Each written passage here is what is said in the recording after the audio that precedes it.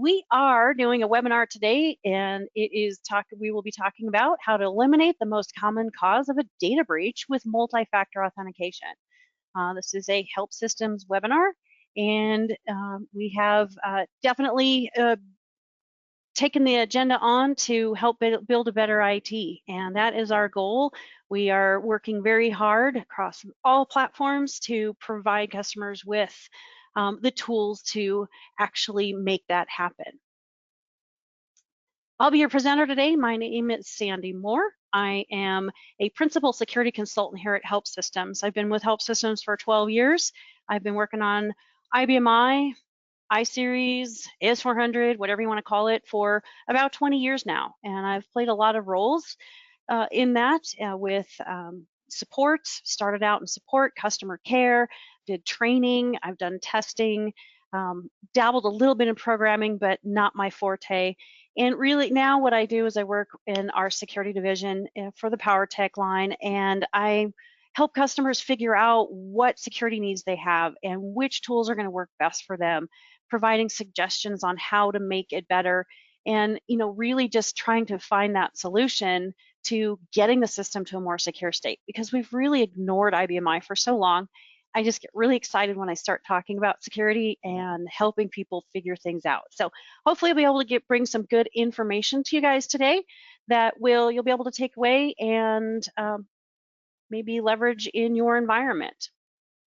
So Help Systems is we're very proud of the renowned security experts we have on board here as our employees. If you're not familiar with Robin Tatum, he is an IBM champion. He has spoken at so many of the different user groups, common, IBM, etc. And he just really has that full depth of knowledge of security. He's PCI auditor, just everything that he's got on board. We've got Bob Erdman, who is a cybersecurity expert, works a lot in that area, cross-platform as well. And so also further acquisitions from Help Systems, Titus and Bolden, ClearSwift. So really bringing all of these experts together to build the software and the services that customers need to be able to get their systems, regardless of what platform we're talking about, to a more secure state. And really just focusing on that and making sure that we have that knowledge and sharing the knowledge. That's where our webinar is today, being able to share the information that we have to help you make better decisions.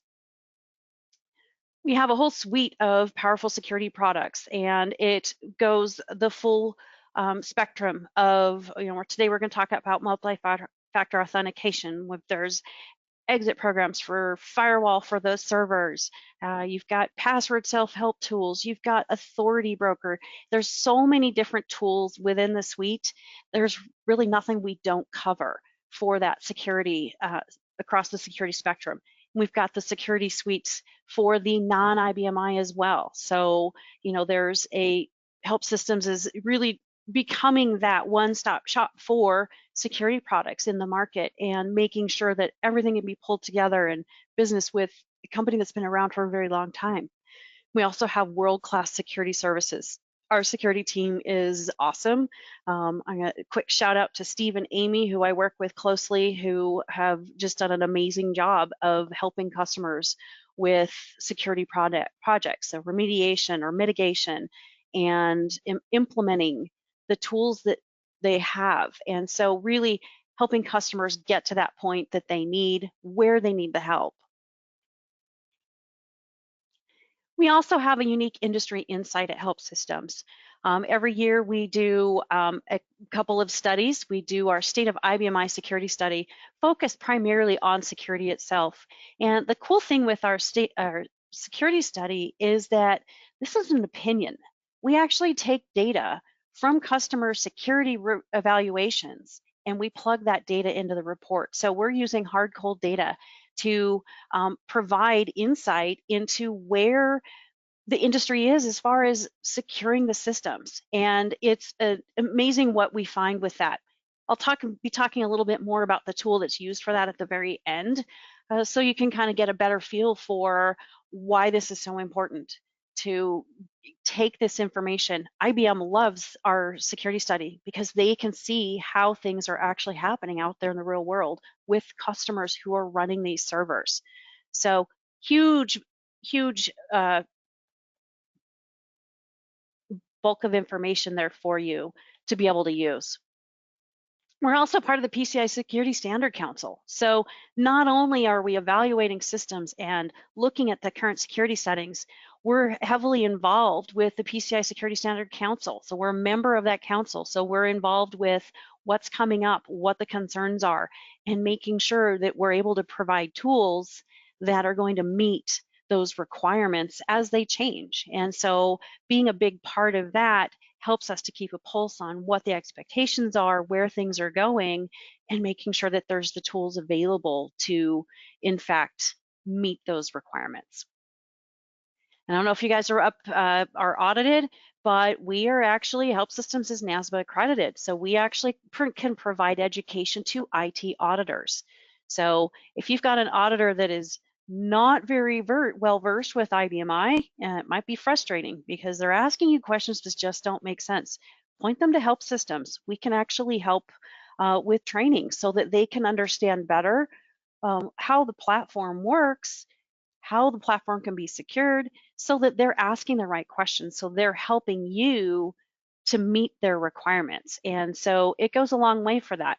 And I know I've had people tell me all the time, yeah, my auditors have no idea. Well, we have had auditors in some of our security deep dive trainings learning specifically about IBMI. So the days of auditors not knowing anything about how to secure IBMI and the right questions to ask are getting a lot thinner. There's really not going to be a time where they all know it, but the questions are going to start being updated and they're going to start figuring it out. So we want to make sure that we're able to meet those requirements and not look like we were just trying to check a box. Really today, what we're going to talk about focused on primarily is authentication for the system. So connecting to your servers through the authentication methods that you're using. The most common way for users to connect to the system and authenticate is through a single factor authentication. So very vanilla. There's really not a lot to it. You've got one thing that is going to validate that user's authenticity and their identity, and they're in the system. And this is certainly very commonly a password. So most systems, you've got a password. You get to your system, you enter that password, and you're good to go. So not a lot of security with that. So there's some question as to who actually is plugging in that password, and is it really the person it's supposed to be? Passwords can easily be compromised. And there's a lot of things, human weaknesses, that will cause that to be a bigger problem. Passwords, very often we rely on some crutches.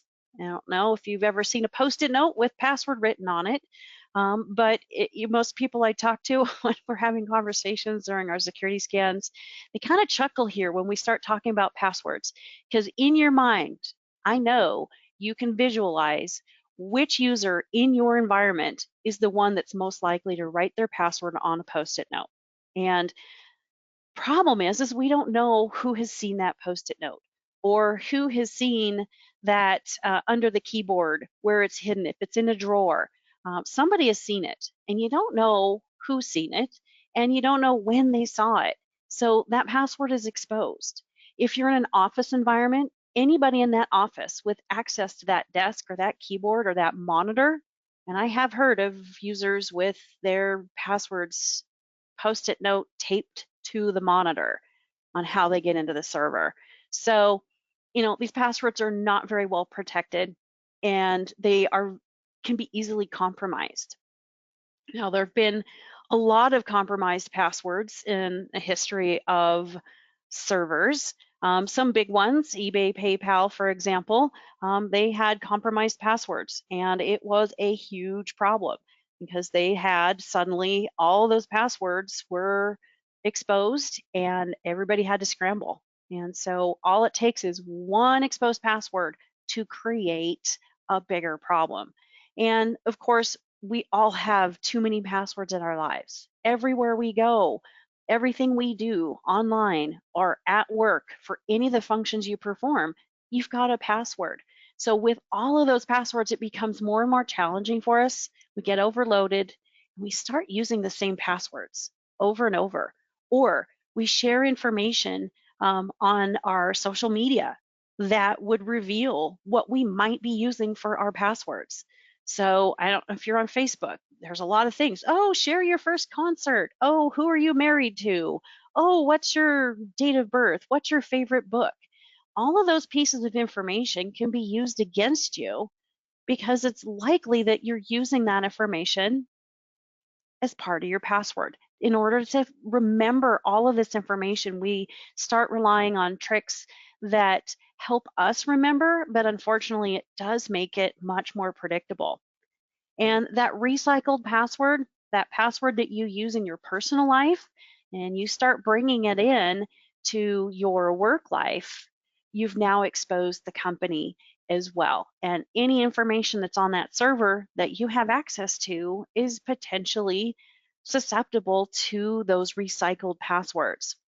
Now, of course, once you're inside the network, you're golden. You're inside, you can sign on to your server.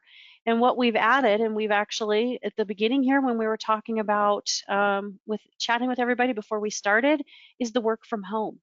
So the lines have blurred drastically between inside the network at the office and what's going on at home. And so we really need to start ensuring that, in fact, the people that are connecting to our system are really who they say they are.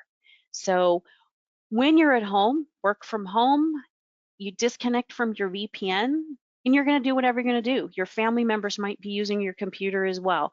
And so that lends to potential exposures where someone can get into that PC. You connect back to work, and guess what? Somebody else might be watching your credentials. They might be watching what you're typing. Keylogger programs, spyware, where they actually can watch your keystrokes so that they know what you're actually typing in.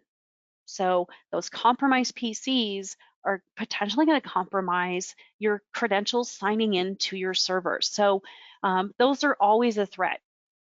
And there's actually, just this week, I was reading an article that Emotet malware has made a huge comeback. It kind of fell off the radar early this year, February-ish. They stopped seeing so many Emotet attacks. But what Emotet does is it gets in your network and it starts collecting credentials. So one unsuspecting, unmonitored PC that gets Emotet on it, it's inside the network now, and it has the potential to start collecting all of your credentials. All of your credentials that go across between your PCs and your servers, between PCs, all of that has the potential of being exposed. So now somebody else has your credentials. It's not you. So what are you going to do with that, right? We need to take care of that issue. The other exposure for the passwords are the phishing attempts, and these have gotten more and more sophisticated. We've watched, there was even someone, I don't remember the gal's name, from Shark Tank, her company. She actually was a victim of a phishing attempt or a phishing attack where she ended up transferring money away from the company, a large quantity of money. And what happened was someone was able to inject into a thread, an email thread, and trick her into thinking it was a valid person and that this request was in fact valid. They also do phishing attacks where there's you need to sign in and it looks like it's coming from your administrator, but it's a spoofed email address and they're telling you, oh, you need to go sign in right away with your password. And that website you go to isn't in fact the website that you thought it was. And you've entered your credentials and they've now captured it. These attacks are extremely sophisticated. And with the pandemic, with COVID-19 and work from home, we've become even more vulnerable because they're starting to use that against us as well. So all of those credentials are even more vulnerable to being compromised and then used by someone. And of course, there's brute force attacks. So whether or not it's a, if they're just trying flat out, I know a server name and I'm just going to go ahead and start running password cracker program to try to get into your system. And I'm just going to keep guessing at that password until I get in. So, those are I don't think as common. However, if one's being attempted, there's definitely an issue there. So need to make sure that we're seeing this information. We actually recently saw an attempted FTP attack on a customer IBMI where they had thought their system was not externally facing and they had an external IP address that was attempting to FTP to their server over 800 times, invalid attempts on their server over one night. And so, IBMI is not invisible. We tend to think that, yeah, it's just that system. We're not worried about it. It's the green screen. It has valuable information on it. It is a valuable server. It definitely needs to be in the radar of protecting it. So we put a perimeter control. We have a fence around the border, right? So you've got your firewall. One layer of security is not going to be enough to protect the system because you have one flaw, which very often is a password or poor password settings, and that perimeter fence is now useless. Once there's a breach there, the gates are open and there's nothing that's going to be stopping it. So you have to be watching. You have to know, in fact, who is connecting, who has gotten through and broken through that perimeter. So we need to be very cognizant of that. Now, once someone is through that perimeter, what are they going to have access to? So this is where things kind of get a little sketchy. Unfortunately for IBMI itself, explicitly, is we've got a lot of superheroes. We've got a lot of people who have a lot of power on IBMI. Just by the nature of the server, we give users a lot of access. Rather than trying to figure out how we can pull back authorities, we give them very much godlike powers, so to speak, that all object, unrestricted access. If you've never heard of all object authority, we can have a separate conversation about it. There's actually 8 special authorities on the system. All object, though, is really the biggie for me when we're talking about compromised systems. All object is your keys to the kingdom, so to speak. So this is going to get you to every single thing on the system. Users with all object authority can even delete your operating system. So if somebody has a bad password, or if they have an exposed password and they've got all object and somebody's able to take advantage of that, they have access to everything on the system. So this is really a huge concern. And the reason I know that this is a big deal is that when we look at customer systems in our state of IBMI security study, is that we're seeing on average almost 160 profiles per system have all object special authority. So that's a lot of users with full access to everything on the system. So we really have to be concerned about it. Why do users have so much authority? Do they need this much authority on the system? Very often they don't. And really, when we start talking to people further, we find out that there's really only one, maybe 2 administrators who are truly administrators and need that administrative access to the system.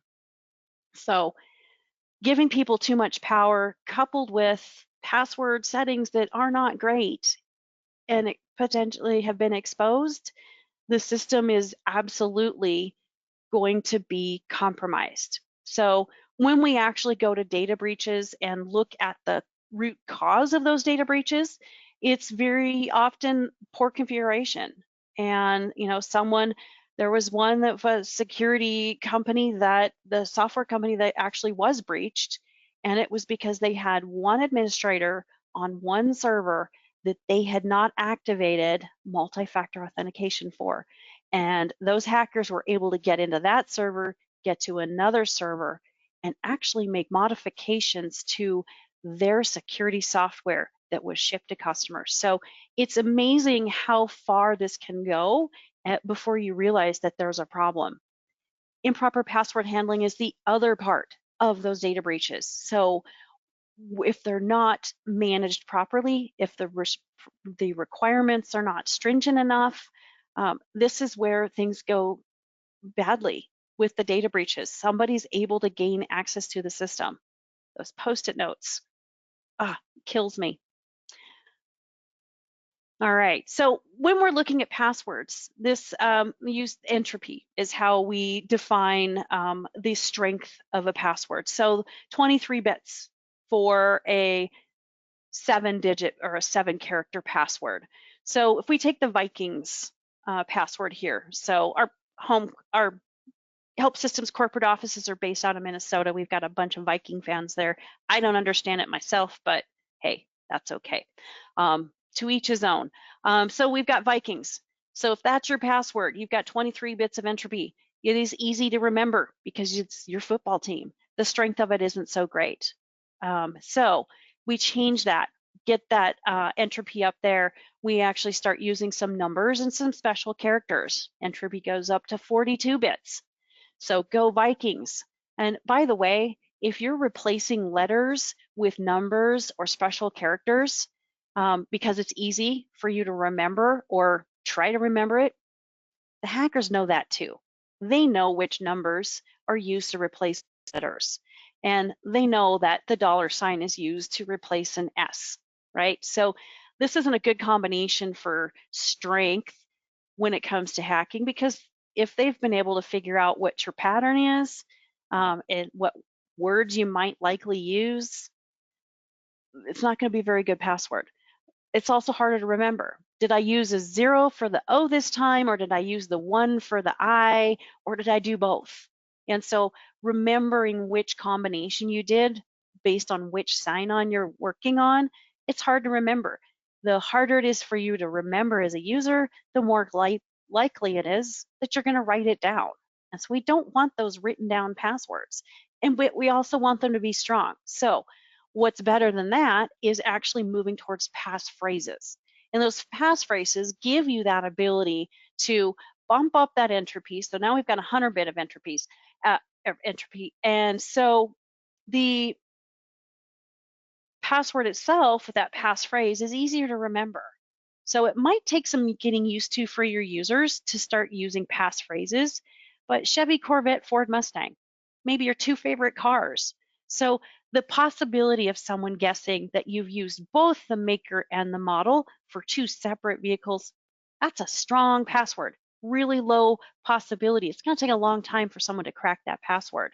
And it's going to be pretty easy to remember once you start getting used to that. So moving towards those passphrases absolutely will help to get those passwords to a stronger setting so that we have less likelihood of them being cracked, and our users are going to remember them and not rely on some of those bad habits of replacing letters with numbers. But also, one of the things that we see users do is when it's time to change their password, they put a 1 on the end. Next time they have to change their password, they put a 2 on the end. They put a 3 on the end. Well, that's another thing that hackers know how to do too. They'll go through those iterations of adding the numbers on to see if maybe somebody's gotten lazy. Oh, this password didn't work. It was a really easy password. Let's try dog 1, dog 2, dog 3. So continues that down the road. Think about passwords as underpants, right? I know I usually get a giggle on this one, but really with those passwords, idea here is that you need to change them often. Keep them private. Don't share them with anyone. This is something that you should be keeping to yourself. NIST changed their guidelines a couple years ago on changing passwords and having them expire too often because users were relying on those not so great methods of just adding on a number to the end and just continuing to do a sequence there. So using those passphrases, harder to crack, probably don't have to change them as often, but let's go back to, do you know when your passwords have been exposed? Do you know, in fact, when that password was seen on that Post-it note? You don't. So by getting those changes and having those passwords expire periodically, you've put a shelf life on those exposed passwords. They're not going to be good forever. And that's really where you're going to be able to take away that exposure. It is now gone. And you've got users sharing, maybe it's an exposed password on a completely separate personal platform. Maybe it was your Instagram account that your password was reused at work. So Instagram gets compromised, that password's out there in the wild associated with someone's email address. So if it is forced to be changed on other locations, it's not going to be able to have a cross exposure. All right, so when we're talking about passwords, of course, standards and regulations do actually dictate what should be done with those passwords as well. There's a number of regulations that actually tell you what you should be doing or shouldn't be doing with those: GDPR, PCI, HIPAA, and Sarbanes-Oxley. You know, there are some requirements there that really are pretty specific in how those passwords should be handled and how we should be protecting access to the servers. And unfortunately, what we do with IBMI is that we rely heavily on one method, and that's just the password. Doesn't always go well with auditors. They really struggle with the fact that we don't have that additional layer of security around access to this system. And so you start putting all those eggs in one basket, you've got only one layer, one shell that's going to be protecting that access. And if it's broken, the passwords are compromised, there's access. So what are you going to do with that? What we want to do is actually add another layer or multiple layers. So multi-factor authentication is going to take us from that vanilla, which only requires the password, and we're going to add some other flavors to it. So we can actually start pulling in other pieces of information, other items that are going to help to validate the authenticity of that person signing into your server. Knowledge, that's something we already have. Something you know, this is your password. So you know your password or you know your PIN number, right? So it's in your head. It's that one piece of information, which could be compromised depending on how you're storing it or how you've managed it.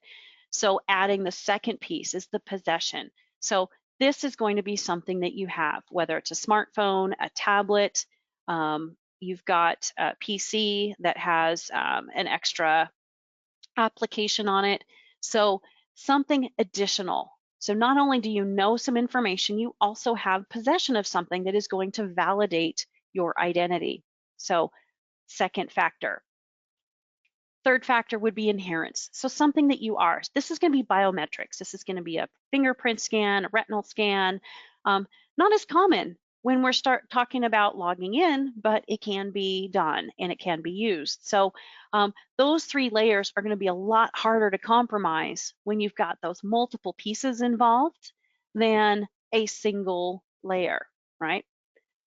We have seen websites where they actually require 2 passwords. This is really not a true multi-factor authentication because there's still just 2 pieces from the same column of authentication. So they're still just the pieces of knowledge. It's not actually multiple sources of authentication. It's 2 passwords, 2 pieces that you know that you could have written down.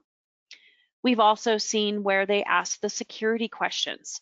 What was your first car? What was your mother's maiden name? When you sign in, it's asking you these questions. But again, this is not multi-factor authentication because this is still something you have knowledge of. And we already talked about the fact that some of this information is out there in social media. If anybody's on social media, there's the potential for somebody to figure this information out. And it's knowledge that can be compromised and is really not doing a very good job, does not meet that requirement of multiple factors of authentication. Another option we've seen is a password with an image. I know there was a banking application that I worked with, an online access, that when I went to plug in my password, I was supposed to see a specific image. If it wasn't the image of the school bus, I knew I wasn't on the right website. But again, That's something that's knowledge. This is something that I know and I'm expecting. And am I really paying that much attention? Is it really the school bus, or is it maybe a picture of a tractor, right? So something that we can start ignoring, not actually having to provide additional information. So again, not meeting that multiple factors of authenticating the user. So one thing that you might actually do pretty regularly is use multi-factor authentication when you're accessing your bank. So if you've got an ATM card, so the card is something you possess and your PIN number is something that you know. So that is a really common everyday use of multi-factor authentication. Those two pieces of information are tied together there. So I'm sure you've got those in your wallet. That's something you know. So having that combination, having the card, and having that PIN number. They've even added in another layer for online purchases, and that's that 3-digit CVV code on the back. So again, multiple pieces of information that have to be in your possession in order to get to the end result. That's what we're looking for, so that someone can't have one piece and ta-da, they're in. So making sure we're pulling back on that access. All right, so when we're talking about IBMI, how are we going to get to that? Well, we've actually got a tool called PowerTech Multi-Factor Authentication for IBMI, giving you that extra factor of authentication to make sure that the user who's connecting to your system is really who they say they are. So we have had customers who've said, you know what, most of our users don't access the system directly. We've got an application that's on the front end. Our users never sign on to a green screen. But, and there's always a but, we have some administrators. Those administrators can actually sign on. So we do have a few people. Or we have single sign-on set up. It all goes through single sign-on. Okay, well, does anybody sign on to the green screen? Well, yeah, there are a couple people. Okay, so does your QSEC offer profile use single sign-on? No. Okay, so all of those users that are still going to be connecting directly to your system, even if you've got that other pieces that eliminate the bulk of your users, usually those administrators are the most powerful users on the system. And those users, we don't know if they're really who they say they are. So multi-factor authentication, or MFA, is critical for any accesses to the system, especially when we're dealing with powerful user profiles. Maybe your entire user base doesn't need that MFA because you've got something else going on that is doing additional authentication somewhere else, but you still got users who are connecting to that system. So let's look at the tool here. I've got some screenshots so we can actually go through and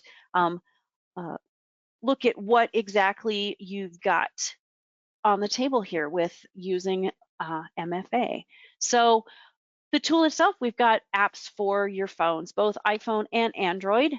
So the ability, again, possession of the phone and getting a code on the phone that you have to plug in when you connect to your IBMI. So 2 pieces of authentication there. So we've got our password, we've entered that, and now we have to go grab our phone and make sure that what is on that phone is plugged in and that you've validated that in fact you have those 2 pieces of information, those 2 factors of authentication, and it is in fact identified you as valid.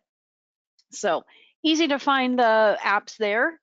Users can set that up, and you can control how many phones they're actually able to use for authentication, or if they're allowed to use a phone for authentication, right? So you've got full control as an administrator on those mobile devices that are able to be used for that MFA. So once a user has the app on their phone, we can actually use biometrics. So you can have a fingerprint. So we can use the biometrics to have access to IBMI, or we can use a rolling code and use that 6-digit number to, in fact, identify that the user is who they say they are.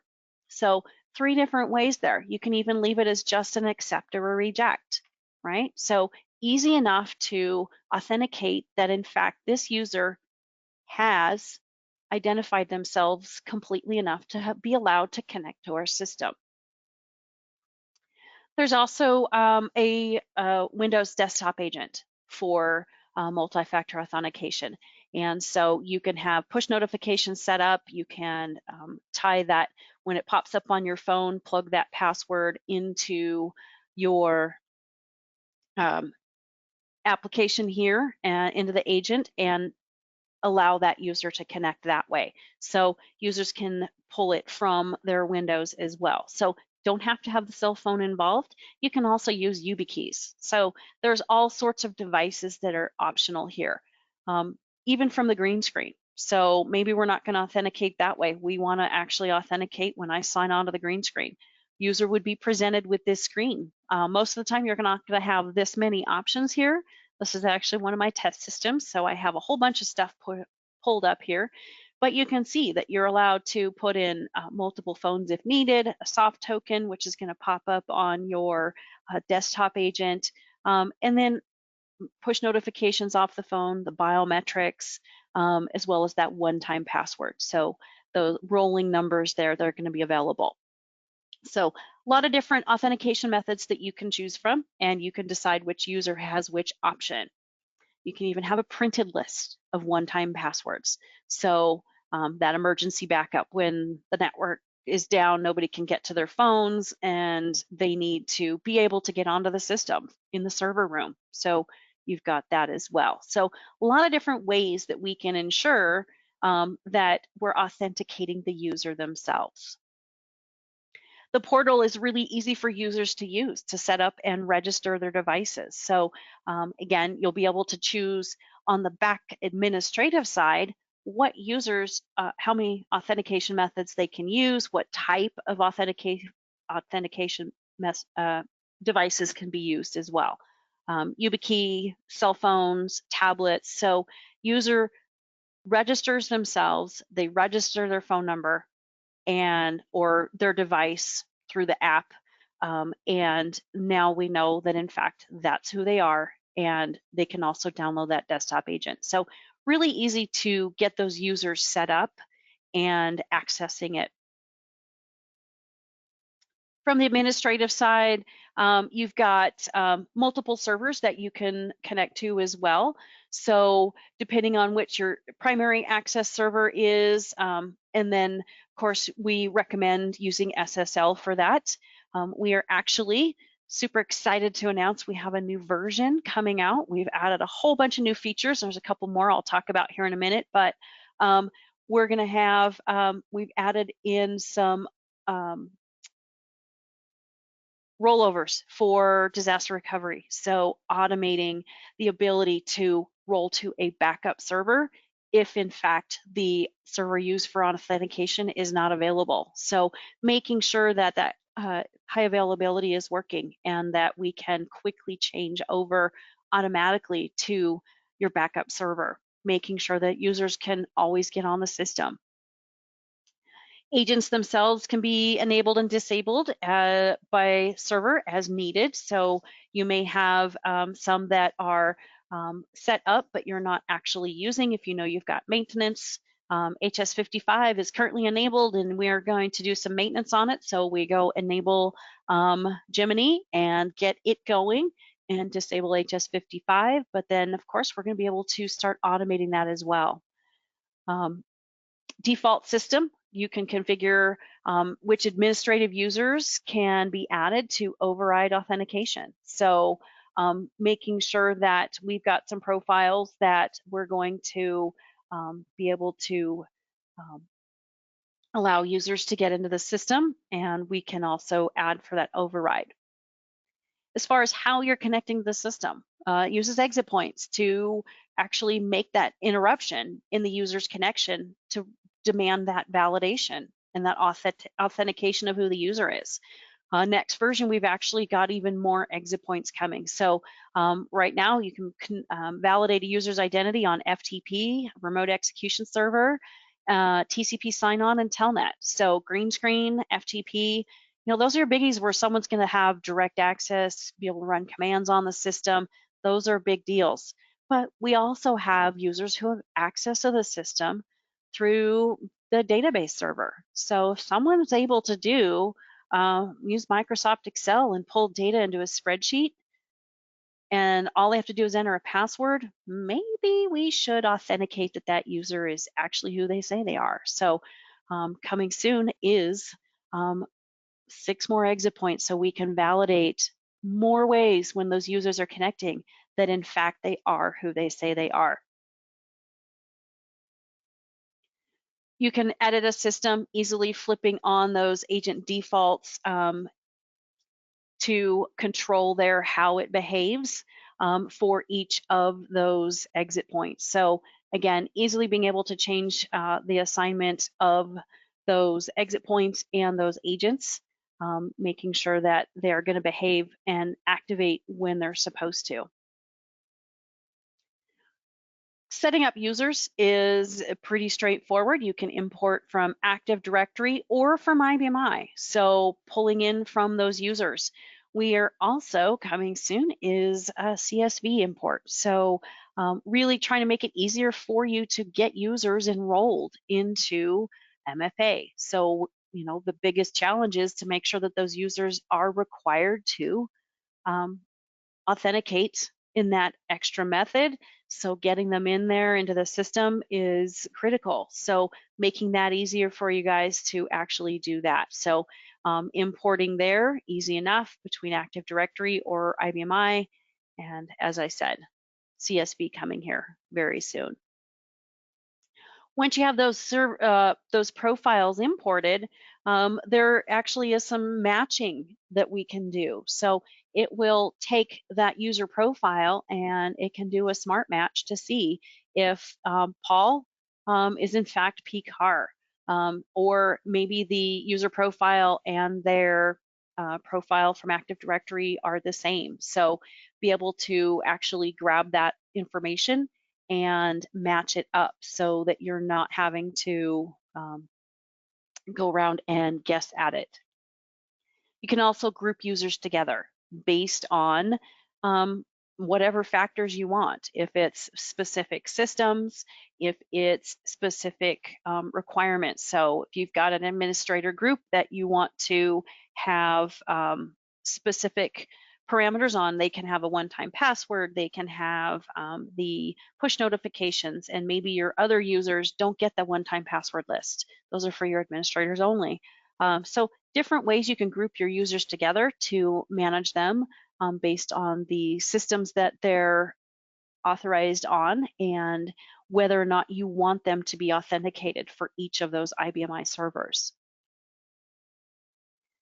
As I said, as an administrator, you can control which methods are allowed by your users to use. So one-time password, push notifications, the biometrics, YubiKey, printed list of OTPs or one-time passwords.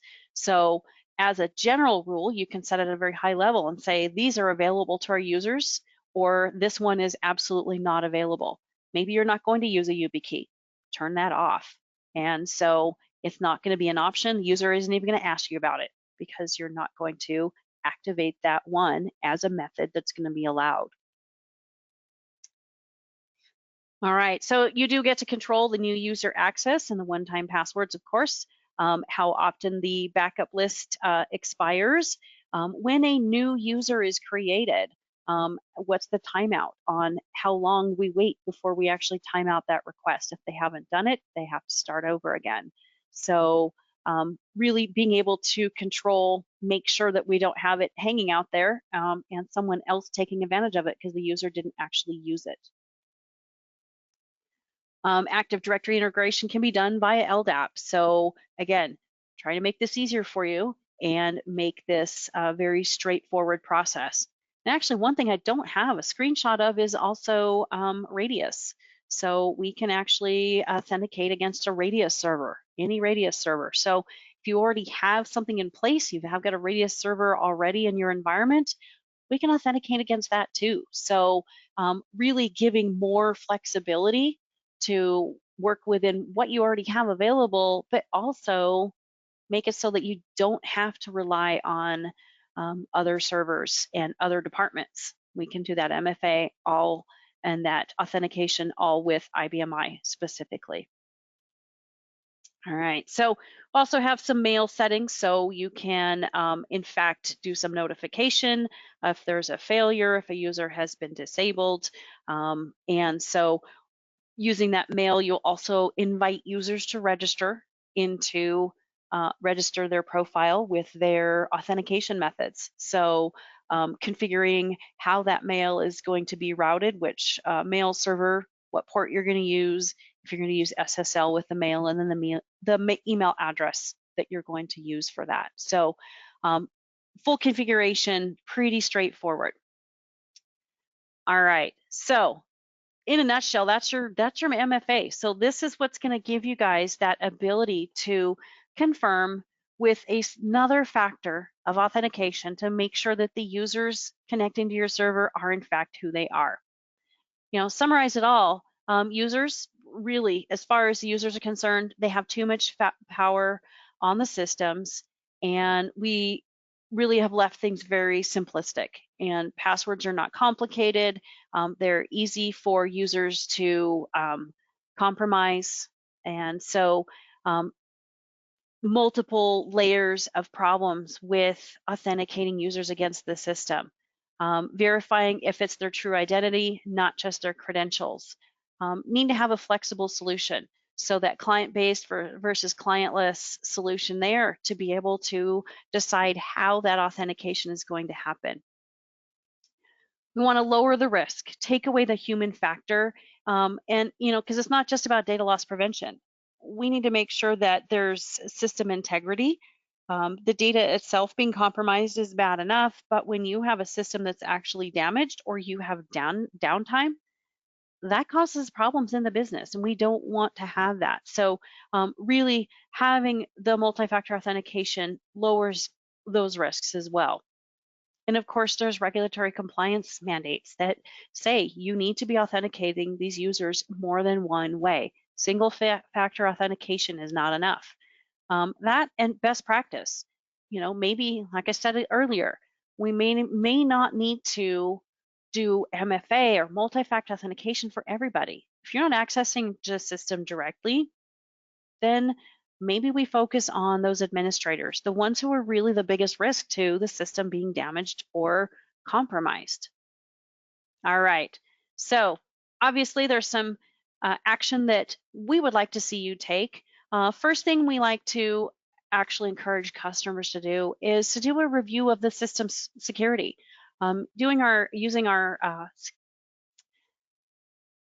security scan from PowerTech is a free tool. You can run it. You've got 7 days to do it. It is non-intrusive. It covers 6 different areas of security on the system.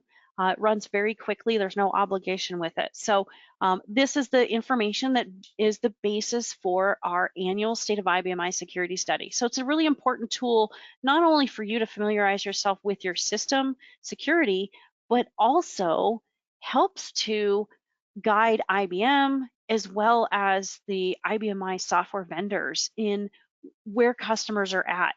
What is the state of security itself? So really important thing here to participate in. We'll do an hour review with you as well. So go through and talk about it with you. Highly encourage you to start here. You'll get a really good big picture of where you're at on security on the system. We've ignored it for too long. This is something that needs to at least be acknowledged.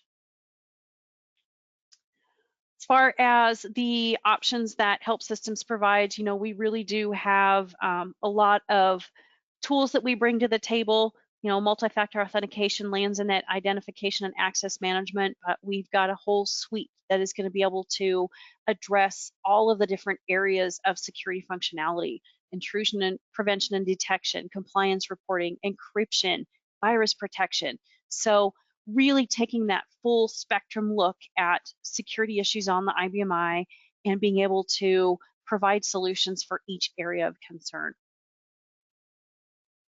Of course, that comprehensive security solution, we've got the products, but we also have our services. So, it's not about just putting software on your system. You need to make sure you have it configured correctly. And there's system configurations that need to be changed, updated, and managed as well.